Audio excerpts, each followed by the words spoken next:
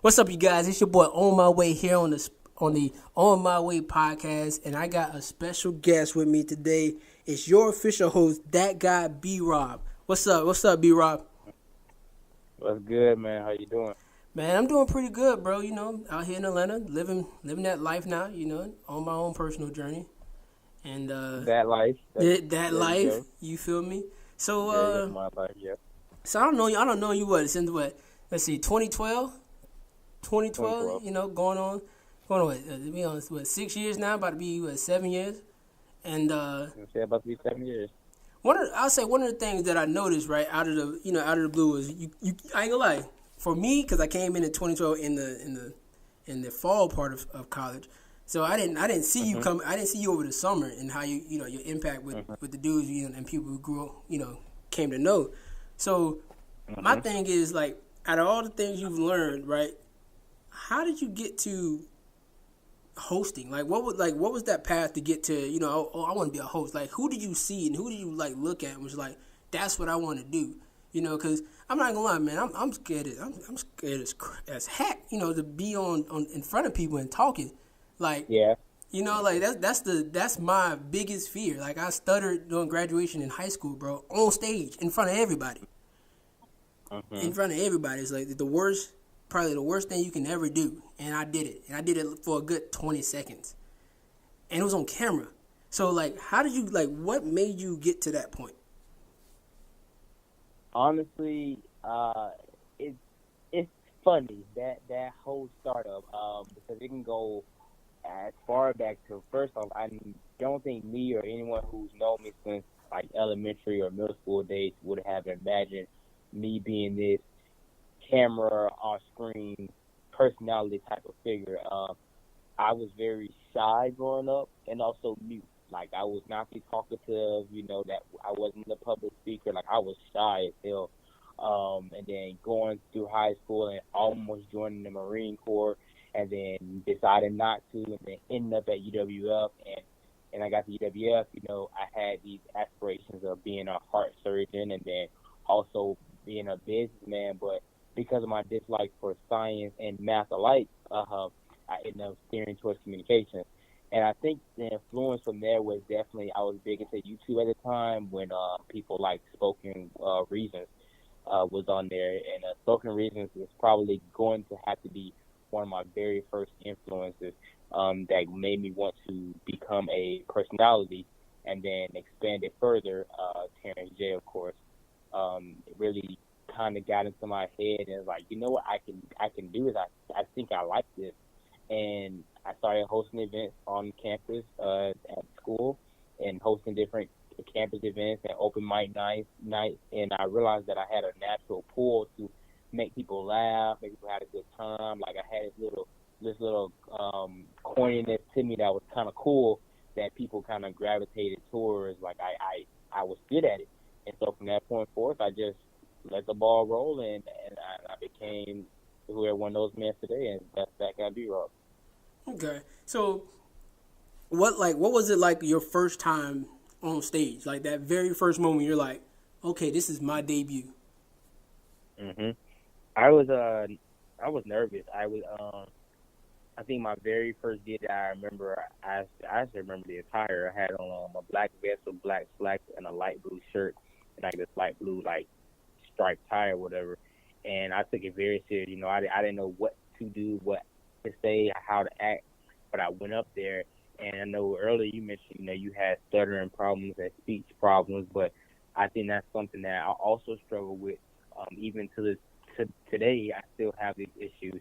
But over time, I learned how to overcome one, talking fast, um, two, how to enunciate my words better, and three, really like putting some personality behind what I'm saying. I think one of my very first speaking gigs was in high school, and I was senior class president, and I had to speak in front of our class in a senior meeting. And I'm trying to get everybody riled up, and I come out, get on the microphone, I'm like, "Yo, how's everybody doing?" Like just like that, no enthusiasm, just like, "Yo, how's everybody doing?" I got no feedback, and so at that point, I remember, and I thought to myself like, they feed off of my energy. And at that point, I'm like, "Yo, how's everybody doing?" and that's when I realized that you really can create the energy that the crowd is going to reciprocate towards you. And so from my very first gig to where I'm at now, all completely different because there was like some nerves there. And as far as me trying to like wing it, like I wasn't a script type of person. I thought I could just do it off the dome and go for there. And I later learned that wasn't the case, but it was an interesting experience, but not something that scared me so much that I didn't want to continue forth with it. Hmm. So have you ever had like, let's say, you know, you ever had those type of nights where you're like, man, do I still want to do this? Like, have you ever had those doubts in your mind? Because I'm gonna be real with you, man. Even the adventures that I have, I've completely have doubts in me, you know, and having to have to rebuild that confidence to go out and do it. So have you ever had those moments? Yeah, I've had moments to where not even about me being talented in the field or if I couldn't make it because of me. I think the thing that created doubt in my head was because my field is so saturated and so political and so mainstream. And because so many people are trying to do it, and it's like the people that are trying to do it, I don't even think they're doing it for like the reasons that I chose this path. Like this is something I'm good at, I'm talented at, I love and enjoy, and it's not about the money. But I got other people who from what in my perspective, I think are out to do it for the money and the fame, and if they tend to get a lot more clout than people with real talent in the field. You know, it's not like how it used to be in the old days where it was auditions. You know, one of the parts having a casting call and you fly out here and you audition in front of judges based on your personality as a host. Nowadays, it's like who can create this funny 15-minute video on Instagram and put on a wig and make people laugh. And those type of people have discouraged me to think if this field is as strong as it once was, and if people who are pursuing a career as a host can still make it in this world. Like I'm pursuing a career as a host, not a comedian. You look at a lot of these comedians, they later become hosts. Look at Fly Guy DC, and mad respect for him, but Fly Guy DC is a comedian, but guy got a hosting gig with TRL when it came back, and it's like those type of people are getting the gig. You know, Jess Hilarious getting the gig to be on a TV show. Like it's no longer like people that want to be actors getting the role as actors, or people who want to be hosts getting the role as hosts. It's just these other like Vine and Instagram famous people that get it, and so it's like I don't want to make myself become a comedian in order for me to make it. That's not the career I'm chasing. I want to be a host, a TV personality, a media personality. I want to be like Ellen and Steve Harvey, like and Terrence J and Nick Cannon, like those type of individuals is who I thrive to be, not just comedians. And so I think those different realms definitely have sprouted some discouragement in me. Some nights I'm on Instagram or social media and I'm scrolling and I'm like, damn, man, like I feel like I don't have no chance against these people, like unless I change myself into what I'm not. And it's hard because it's not something that I want to do. Like I don't want to change myself to fit in with the in crowd. I feel you. I feel you. I'll say you're out of all the people I've known, you market yourself really well, man. Like you market yourself really well on Instagram, Twitter.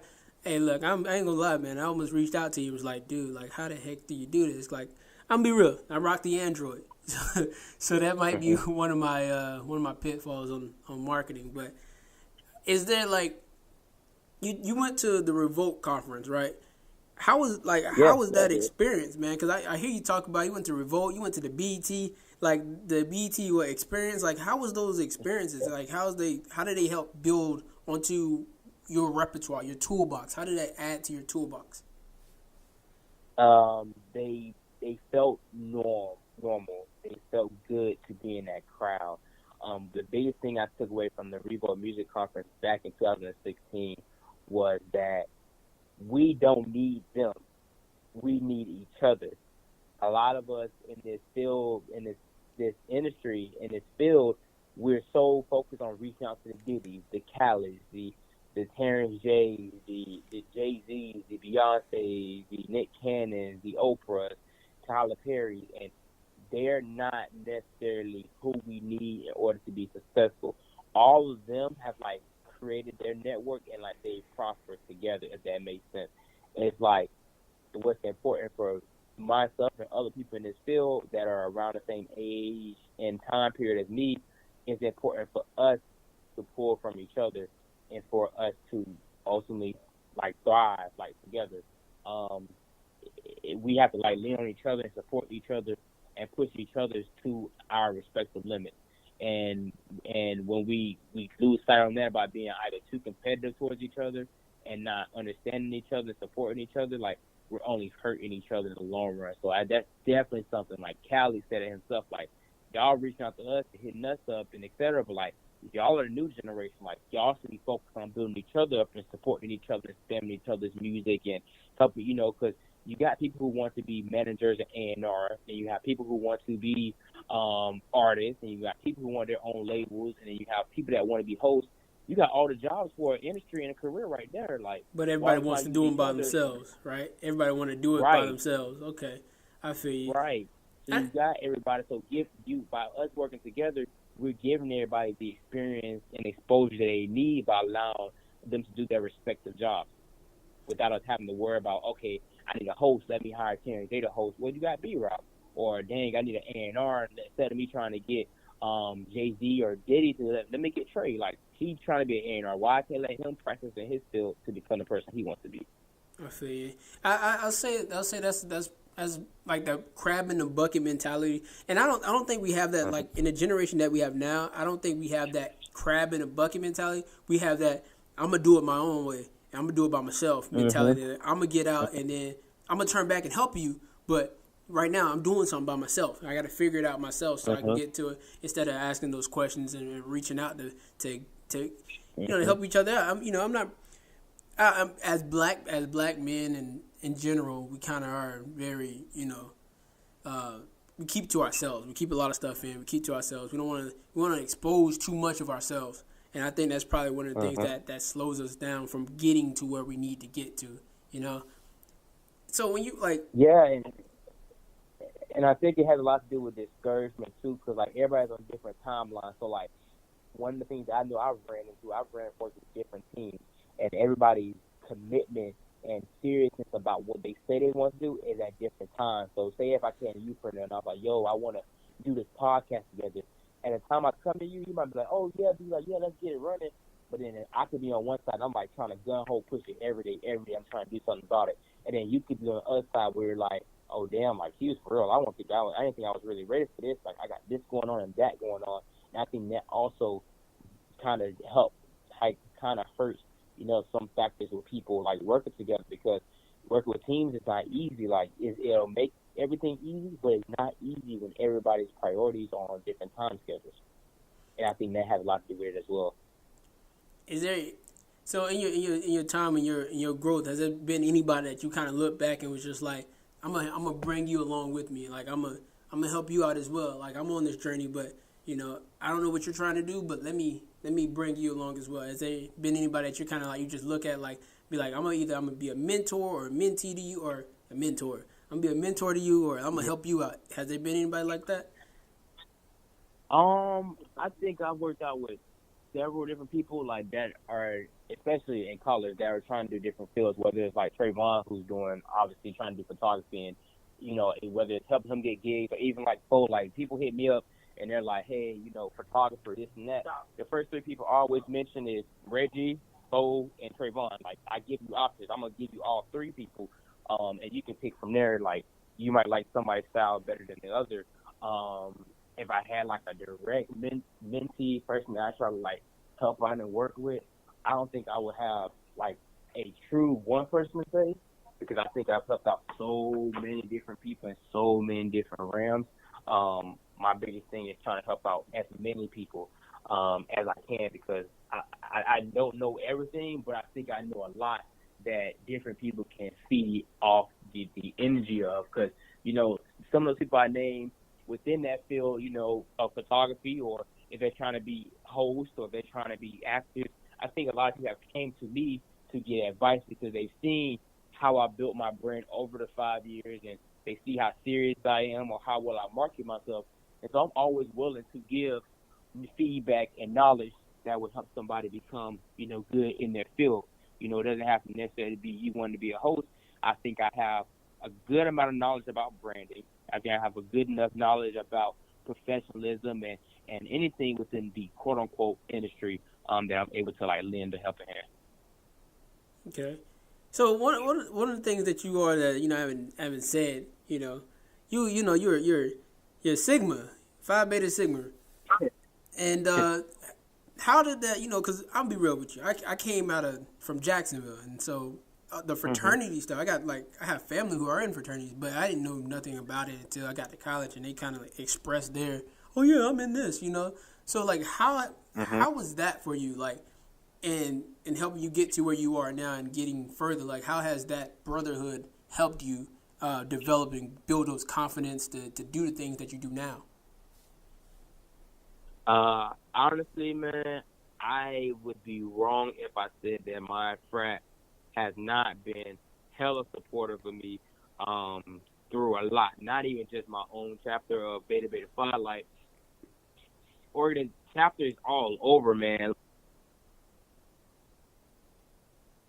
And then they know who I am. I'm going to conferences. They already know who I am. Like, they're like, yo, B, I see you doing your thing. You're this and that. Or if they see a gig or something or a posting by some media outlet or some award show, they're DMing me, send it to me. They're voting for me in different competitions. Like, I can honestly say that I've had a ton of support from Phi Beta Sigma in the realms of, like, them helping me get to where I'm at.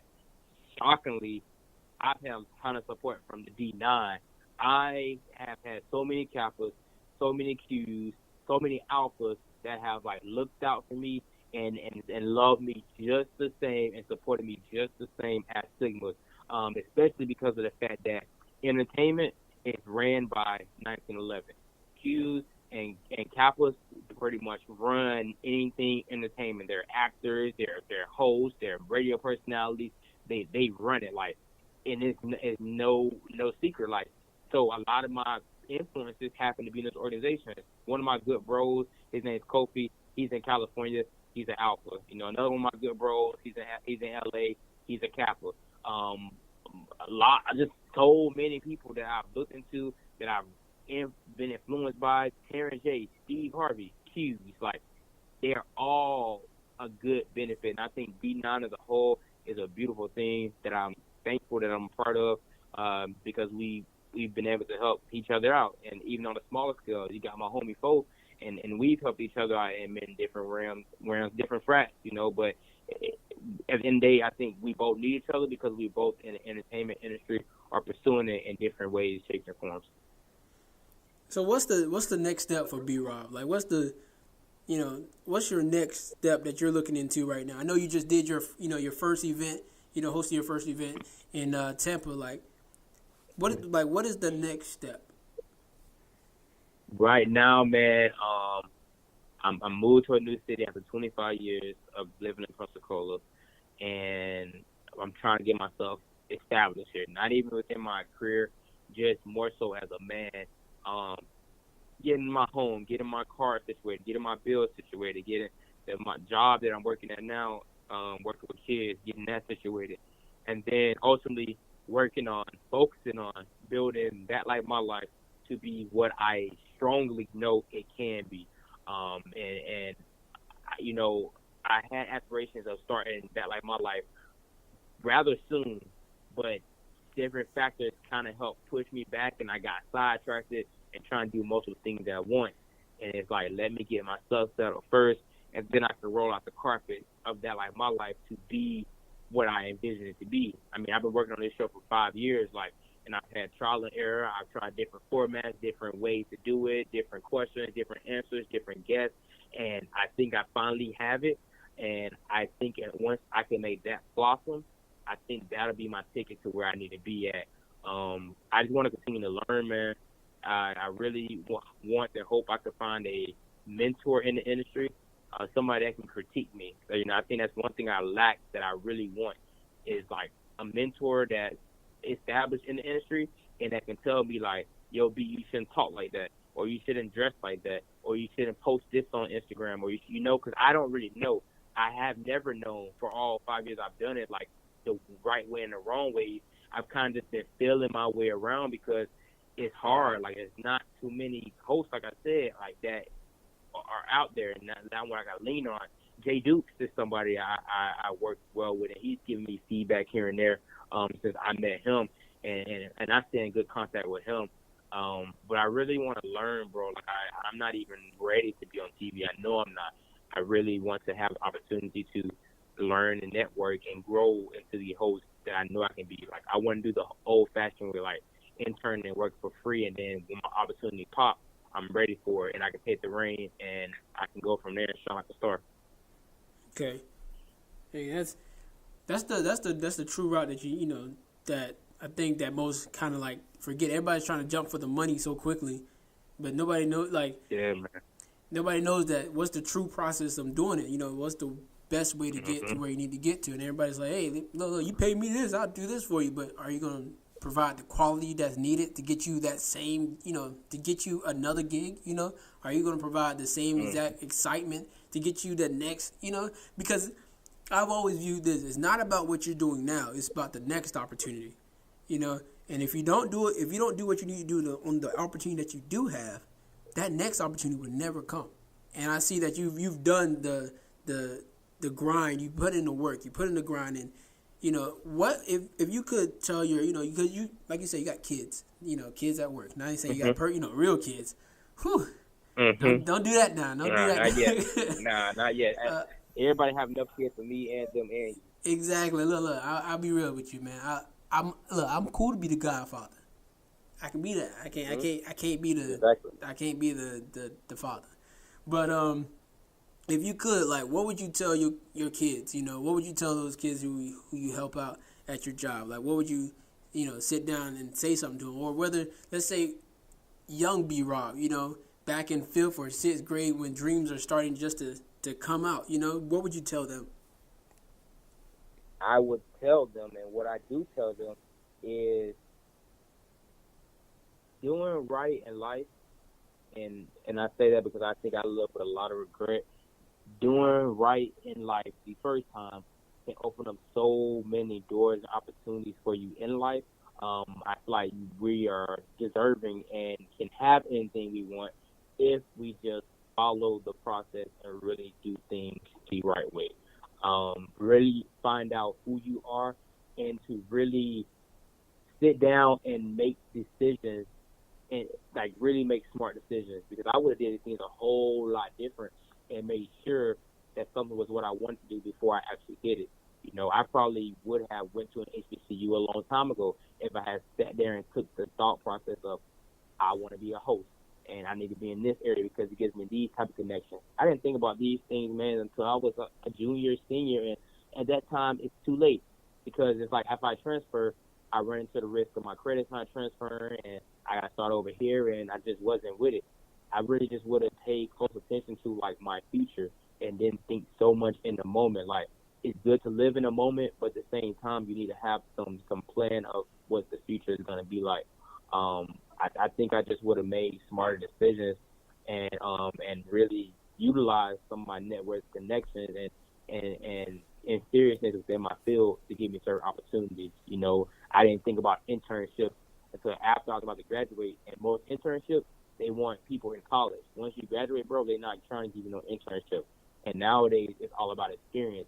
If you don't have experience in a certain field, employers are not going to even want to talk to you. Like, the only way you're probably going to get spoken to is if you know somebody. So it's either what you already know or who you know. And I think I tell anybody young, freshman, young B-Rob, is to use your network starting early and intern as much as you can. If you can get an internship at a radio station on your freshman year, do that, because Lord, by your senior year graduating, you're going to have a job, because that's 3-4 years you intern and volunteer with them. Now you can get a job because you know it. You pretty much are an employer. You just weren't getting paid. I feel you.